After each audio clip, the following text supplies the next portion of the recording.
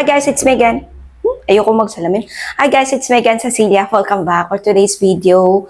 Ayan, nabasa ko lang yung niya, yung comment niya na nagbabubbles daw. Eto guys. Ayan, nagbabubbles daw to. Pero teka lang, lagay ko lang yung aking salamin. Ayoko magsalamin. Parang fresh ako pag hindi nakasalamin. Char, joke lang yun. Eto daw siya guys, nagbabubbles daw to. Guys, hindi naman nagbabubbles to. Lagi ko naman sinasabi sa inyo na dapat bumili kayo doon sa mismong link ko. Nakapin po ang link dito sa mga videos ko guys. Kung saan nyo ako napanood, tignan nyo, may link po yan na nakapin. Doon po kayo mismo bumili. Guys, ang nagpadala sa akin nito mismo ay si Ashley Shine. As in, galing talaga mismo sa kanila. At hindi naman nagbabubbles yan guys, oh. Tignan nyo. Tapos, bagong bili ko to ngayon guys. Binili ko na kasi naubos na yung pinadala nila sa akin. So, nagustuhan ko kasi ina-apply ko talaga to sa aking balat. Lalo na kapag nandito lang ako sa bahay guys, tamad ako mag-lotion. Pero after ko maligo, mas gusto ko to, ito na lang yung i-apply ko. Guys, moisturizing to sa ating balat, nakakalambot ng ating balat, at nakaka-whitens ito ng balat natin kapag continuous lang kayo sa pag-a-apply. And mabubbles? Guys, hindi siya mabubbles, hindi rin makati.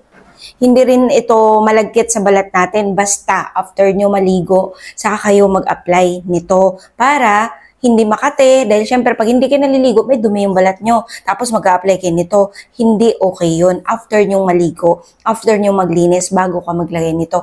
Walang ka-bubbles-bubbles, guys. Syempre magbabubbles yan kapag ginanon mo. Kapag kinalog mo, guys, ayan, magbabubbles yan kapag kinalog. Guys, pero pag in-apply yan, ayan, walang bubbles. Tignan nyo. Wala siyang bubbles, kaya sabi ko sa inyo, meron talagang hindi legit nito. Ayan, kaya dapat pumunta lang kayo doon sa mismong legit na links. Lagi ko sinasabi sa inyo guys na pumunta kayo sa link ko dito sa nakapin at doon kayo mismo bumili. Nang sa gayon ay hindi kayo mapepeke. Ang tanong niya pa nga, paano daw malalaman kung peke o hindi?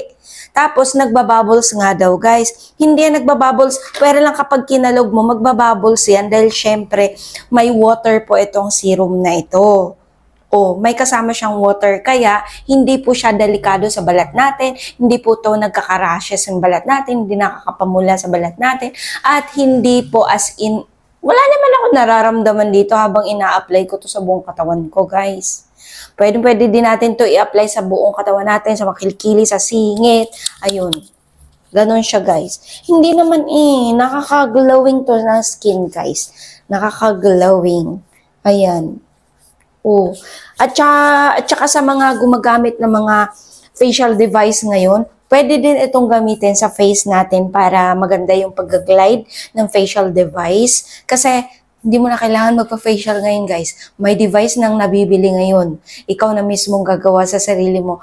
And maganda din talaga siya, guys. Na-share ko na yun dito. Pwedeng ito yung gamitin nyo.